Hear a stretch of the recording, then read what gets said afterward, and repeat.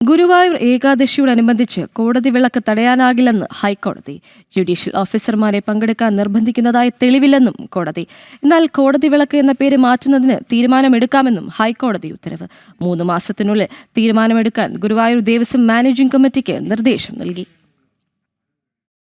ഗുരുവായൂർ ഏകാദശി ഉത്സവത്തോടനുബന്ധിച്ച് ചാവക്കാട് കോടതിയിലെ അഭിഭാഷകരും ജീവനക്കാരും ചേർന്ന് നടത്തുന്ന വഴിപാടാണ് കോടതി വിളക്ക്. കോടതി വിളക്ക് നടത്തുന്നത് തടയാനാകില്ലെന്ന് വ്യക്തമാക്കിക്കൊണ്ടാണ് ഹൈക്കോടതിയുടെ ഉത്തരവ്. കോടതി വിളക്ക് നടത്തിപ്പിൽ ഭരണഘടനാ വിരുദ്ധതയില്ല.